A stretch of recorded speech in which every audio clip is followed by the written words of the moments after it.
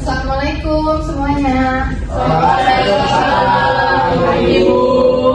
Gimana nih kabar kalian semua? Sehat. Alhamdulillah. Oke. Kabar ibu, alhamdulillah sehat, sama seperti kalian juga nih sehat. Oke, sebelum kita mulai pertemuan kali ini kita berdoa terlebih dahulu ya. Ketua kelas Andi, dipersilakan pimpin doa. Baiklah, semuanya sebelum kita memulai kelas pada hari ini, alangkah baiknya kita berdoa menurut agama dan kepercayaan masing-masing. Berdoa dimulai.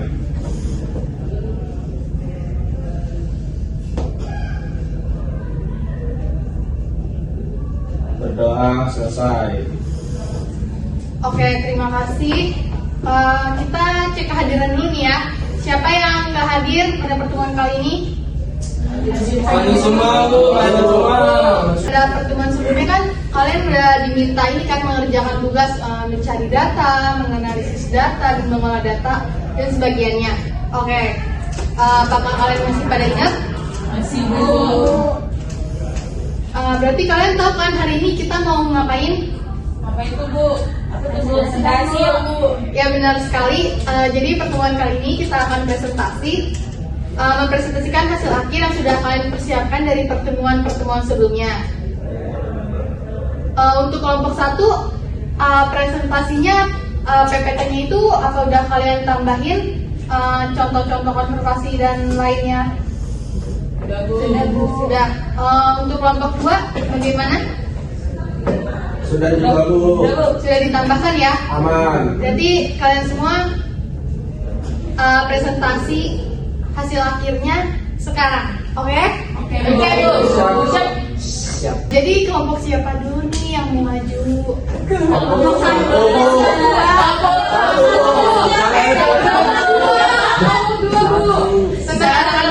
Satu. Oke, tenang semuanya. Ibu minta kelompok 2 terlebih dahulu. Yeay. 3, Bu. Kepada kelompok 2 dipersilakan. Kelompok 2. Iya. Baik, Bu. Assalamualaikum warahmatullahi wabarakatuh. Waalaikumsalam warahmatullahi wabarakatuh. Baik, pada kesempatan kali ini kami dari kelompok 2 akan membahas PPT akhir kami tentang kerusakan dan konservasi. Oke, sebelum itu kita perkenalan dulu. Oke, nama saya Adam. Nama saya Andi. Nama saya Kian. Nama saya Kalista.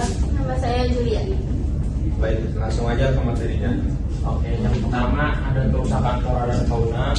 Kerusakan flora dan fauna merujuk pada kondisi di mana tumbuhan dan hewan serta ekosistem tempat hidup mereka mengalami kerusakan yang bisa disebabkan oleh berbagai faktor. Kerusakan ini dapat berdampak signifikan terhadap keberlangsungan hidup spesies dan keseimbangan ekosistem. Selanjutnya itu adalah penyebab kerusakan flora dan fauna. Pertama itu ada hilangnya habitat, deforestasi, urbanisasi, dan perubahan penggunaan lahan mengakibatkan hilangnya habitat alami. Hilangnya habitat ini mengurangi ruang hidup bagi flora dan fauna, membatasi akses mereka terhadap sumber daya dan tempat perlindungan.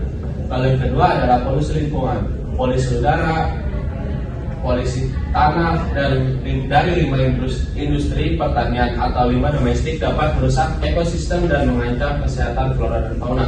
Selanjutnya itu adalah perubahan iklim. Perubahan iklim global seperti pemanasan global atau perubahan pola cuaca pada saat ini. Kemudian ada konservasi. Konservasi flora dan fauna adalah upaya untuk melindungi, memelihara, dan mengelola keanekaragaman hayati, baik tumbuhan atau flora maupun hewan atau fauna, serta ekosistem tempat mereka hidup. Tujuan utamanya adalah untuk menjaga agar spesies-spesies tersebut tetap ada, mencegah penggunaan, dan mempertahankan keseimbangan ekosistem alam. Upaya konservasi ini melibatkan pengawetan habitat asli, penelitian ilmiah, upaya pendidikan, serta kebijakan perlindungan lingkungan. Jenis konservasi itu ada 2, ya ada satu itu konservasi in situ dan 2 konservasi ex situ. Konservasi in situ. Konservasi in situ adalah konservasi flora, fauna, dan ekosistem yang dilakukan di dalam habitat aslinya atau di dalam kawasan agar tetap utuh dan segala proses kehidupan yang terjadi berjalan secara alami. Tujuan konservasi in situ yaitu untuk menjaga keutuhan dan keaslian jenis tumbuhan dan satwa beserta ekosistemnya secara alami melalui proses evolusi. Selanjutnya ada contoh konservasi in situ di Indonesia. Yang pertama ada hutan lindung. Hutan lindung adalah kawasan hutan yang mempunyai fungsi pokok sebagai perlindungan sistem penyangga kehidupan untuk mengatur tata air, mencegah banjir, mengendalikan erosi, mencegah intrusi air laut, dan memelihara kesuburan menurut Undang-Undang Nomor 41 Tahun 1999 tentang Kehutanan. Lalu yang kedua itu ada Taman Nasional. Taman Nasional adalah kawasan pelestarian alam yang mempunyai ekosistem asli. Dikelola dengan sistem zonasi dimanfaatkan untuk tujuan penelitian, ilmu pengetahuan, menunjang budidaya, pendidikan, pariwisata, dan rekreasi. Kemudian contoh yang ketiga yaitu Suaka Marga Satwa. Suaka Marga Satwa adalah salah satu bentuk pelestarian konservasi yang berfungsi pada satwa liar. Kegiatan yang dilakukan adalah penelitian, pengembangan ilmu pengetahuan, wisata edukasi, atau kegiatan lainnya yang menunjang budidaya. Contoh keempat, cagar alam adalah kegiatan konservasi yang berfokus pada lingkungan dan biota yang ada di dalamnya. Kawasan ini bersifat perlindungan yang sangat ketat. Tidak sembarang orang dapat melakukan kegiatan di dalamnya. Selanjutnya konservasi ex situ. Konservasi ex situ atau di luar kawasan adalah upaya konservasi yang dilakukan dengan menjaga dan mengembangbiakan jenis tumbuhan dan satwa di luar habitat alaminya dengan cara pengumpulan jenis, pemeliharaan dan budidaya atau penangkaran. Nah, terus yang contoh konservasi ex situ di Indonesia yang pertama ada Taman Safari. Taman Safari adalah salah satu bentuk pelestarian untuk menjaga keanekaragaman hayati dengan cara membuatkan suatu tempat baru yang lingkungannya dibuat semirip mungkin dengan habitat asal dari flora dan fauna tersebut. Yang kedua itu adalah kebun botani. Kebun botani adalah suatu tempat atau wadah yang mempunyai fungsi utama sebagai lembah konservasi ex situ yang melakukan usaha koleksi, pemeliharaan, dan penangkaran berbagai jenis tumbuhan dalam rangka membentuk dan mengembangkan habitat baru. Kemudian ada contoh ketiga yaitu kebun binatang. Kebun binatang adalah tempat hewan dipelihara dalam lingkungan buatan dan dipertunjukkan kepada publik. Selain sebagai tempat rekreasi, kebun binatang berfungsi sebagai tempat pendidikan, riset, dan tempat konservasi untuk satwa yang terancam punah. Ini referensi artikel yang kita bacakan yaitu dari zbg.com, lautsehat.id, dan palmuilina.asia. Kemudian presentasi dari kelompok 2. Kali ini kita akan membuka sesi pertanyaan. Dipersilakan bagi yang ingin menanya. Baik, silakan Laila. Hal flora dan fauna mudah untuk terancam, jadi perlu adanya konservasi dalam mempertahankan keanekaragaman flora dan fauna di suatu wilayah. Apa saja strategi atau program konservasi yang efektif untuk melindungi spesies endemik atau terancam di Indonesia? Oke. Untuk pertanyaan Laila kita akan diskusikan sebentar ya. Saya ingin menjawab pertanyaan dari Naila. Beberapa strategi atau program konservasi yang efektif untuk melindungi spesies endemik atau terancam di Indonesia meliputi yang pertama, menciptakan dan memelihara kawasan konservasi seperti Taman Nasional, cagar alam, dan hutan lindung untuk melindungi habitat asli flora dan fauna serta mengurangi tekanan dari aktivitas manusia yang merusak. Yang kedua ada menerapkan undang-undang yang ketat untuk melindungi spesies langka tersebut dari perburuan ilegal, perusahaan habitat, perdagangan liar. Hal ini termasuk penegakan hukum yang tegas terhadap pelaku ilegal. Yang ketiga ada memperbaiki dan memelihara habitat alami dengan praktik pengelolaan yang berkelanjutan termasuk rehabilitasi, restorasi habitat, dan pengendalian spesies invasif yang dapat mengganggu ekosistem lokal. Apakah sudah terjawab? Sudah. Terima kasih. Baik, apakah ada yang ingin bertanya lagi? Tidak, sudah tidak ya. Sudah tidak ya. Baik, sekian presentasi dari kelompok 2. Kurang lebihnya mohon maaf. Wassalamualaikum warahmatullahi wabarakatuh. Waalaikumsalam. Baik, terima kasih kelompok 2 atas presentasinya. Silakan duduk kembali. Tepuk tangan.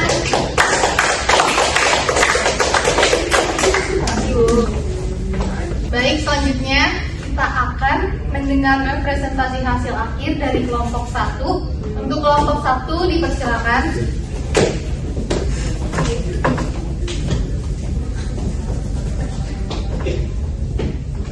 Assalamualaikum warahmatullahi wabarakatuh. Waalaikumsalam warahmatullahi wabarakatuh.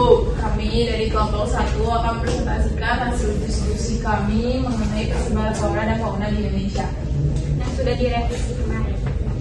Dan di kelompok 1 ada saya Najwa. Perkenalkan, saya Zania Wesa Satila. Saya Setiawan. Saya Lutfa Widiawati.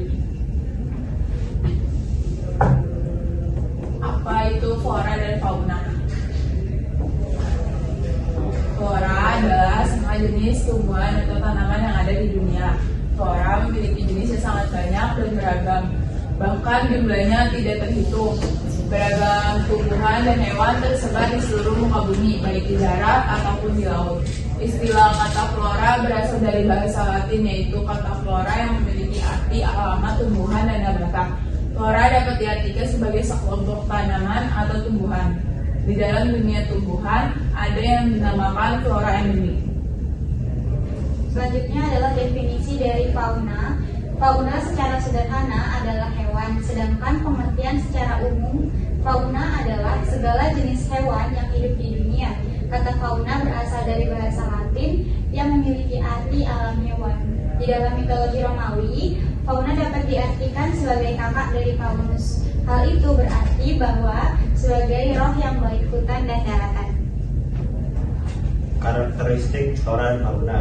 Flora dan fauna memiliki karakteristik yang berbeda pada tiap daerah. Karakteristik tersebut meliputi flora dan fauna asiatis, australis, dan peralihan. Yang pertama adalah flora dan fauna asiatis. Flora dan fauna asiatis meliputi wilayah Indonesia bagian barat. Wilayah-wilayahnya antara lain Jawa, Sumatera, Kalimantan, dan Bali. Pasalnya, flora dan fauna pada wilayah tersebut memiliki ciri dan karakteristik tertentu. Ciri-ciri flora dan fauna asiatis. Yang pertama, terdapat hewan mamalia dengan ukuran yang besar. Terus terdapat berbagai jenis kera, terdapat beberapa jenis reptil, terdapat berbagai jenis ikan air tawar. Terus ada spesies burung, lebih banyak jenis burung yang berkicau. Tidak ditemukan hewan yang memiliki kantung. Flora asiatis adalah flora hutan tropis. Jenis tumbuhan pada daerah asiatis meliputi keruing, maranti, mahoni, dan kamper. Vegetasi pada zona asiatis didominasi tanaman yang daunnya lebat. Selanjutnya ialah flora dan fauna australis. Zona australis meliputi wilayah Indonesia bagian timur seperti Kepulauan Maluku dan juga Papua. Flora dan fauna pada wilayah ini mempunyai ciri-ciri serta karakteristik yang mirip dengan yang ada di benua Australia. Hal itu karena letak geografisnya yang berdekatan dengan benua Australia. Ciri-ciri flora dan fauna australis. 1. Terdapat hewan yang memiliki kantung. 2. Terdapat hewan mamalia tetapi ukurannya cenderung kecil. 3. Spesies ikan air tawar lebih sedikit. 4. Spesies burung memiliki bulu yang indah serta warna mencolok. 5. Flora australis memiliki daun paralel yang bentuknya memanjang. Yang ketiga adalah flora dan fauna peralihan. Zona peralihan biasa juga disebut dengan zona tengah. Wilayahnya meliputi Indonesia bagian tengah, yakni Sulawesi dan Kepulauan Nusa Tenggara. Disebut peralihan karena flora dan fauna pada bagian ini adalah peralihan antara flora dan fauna asiatis dengan flora dan fauna australis, sehingga membuat flora dan fauna di Indonesia Tengah ini memiliki ciri campuran. Faktor persebaran flora dan fauna. Biosfer yang ada di muka bumi yaitu air, tanah, dan udara. Biosfer adalah sistem kehidupan yang paling besar dikarenakan terdiri dari gabungan ekosistem yang ada di bumi. Selain manusia, makhluk hidup yang tinggal di bumi antara lain flora atau tumbuhan dan fauna atau hewan. Akan tetapi persebaran makhluk hidup tersebut sering tidak merata. Ada beberapa faktor yang mempengaruhi persebaran tersebut seperti faktor biotik dan abiotik. Selanjutnya ialah faktor biotik.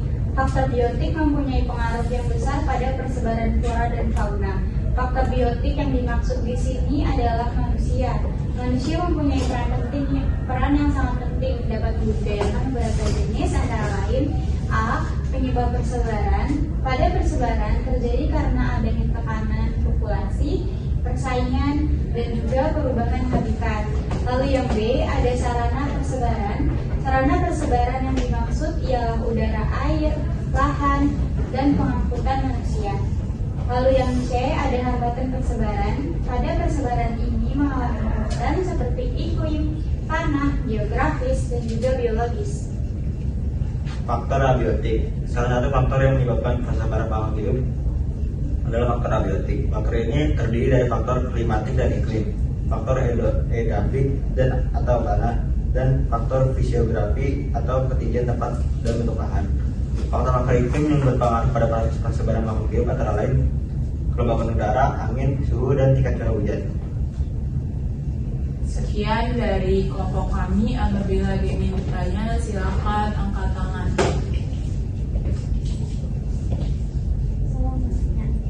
Oke. Iya, silakan. Materi ini kan tentang dunia dan ini tuh Indonesia ya. Jadi apa yang membedakan antara persebaran flora dan fauna di Indonesia dan juga di dunia? Oke, terima kasih. Kami akan berdiskusi terlebih dahulu. Baik, terima kasih atas pertanyaannya Julia. Saya izin menjawab pertanyaan dari Julia. Tadi pertanyaannya kan materinya ada tentang dunia dan Indonesia. Terus apa bedanya antara persebaran flora dan fauna yang ada di Indonesia dan juga di dunia? Perbedaan antara persebaran flora dan fauna di Indonesia dan di seluruh dunia berkaitan dengan faktor geografis, iklim, dan juga sejarah evolusi. Di Indonesia, keragaman flora dan faunanya sangat tinggi karena faktor geografisnya yang sangat unik, kayak letaknya yang berada di antara dua benua dan dua samudra, yaitu Asia dan Australia, yang menciptakan kondisi geografis dan mendukung terbentuknya berbagai ekosistem yang kaya dan beragam, mulai dari hutan hujan tropis hingga lahan basah. Mungkin dari teman-teman ada yang ingin menambahkan? Baik, saya akan melanjutkan apa yang sudah Azani sampaikan. Selain itu, iklim tropis Indonesia dengan curah hujan yang tinggi sepanjang tahun juga menjadi faktor utama dalam keberagaman hayati. Persebaran flora dan fauna di Indonesia juga dipengaruhi oleh sejarah geologi, migrasi spesies, dan interaksi manusia dengan lingkungannya. Sementara itu, di seluruh dunia, persebaran flora dan fauna dipengaruhi oleh berbagai faktor, seperti iklim, geografi, sejarah evolusi, dan interaksi manusia. Keanekaragaman hayati di dunia juga dipengaruhi oleh perubahan iklim global, aktivitas manusia seperti perdagangan dan perpindahan spesies, serta perubahan habitat alami. Jadi, perbedaan utama dalam persebaran flora dan fauna di Indonesia dan di seluruh dunia terletak pada faktor geografis, iklim, sejarah evolusi, dan interaksi manusia dengan lingkungannya. Apakah sudah terjawab? Apakah ada yang ingin bertanya lagi? Tidak. Baik, karena tidak ada, kami dari kelompok 1 izin mengakhiri presentasi kami. Sekian dari kami. Wassalamualaikum warahmatullahi wabarakatuh. Waalaikumsalam. Terima kasih untuk kelompok 2. Silakan duduk kembali. Beri aplaus untuk kelompok 1.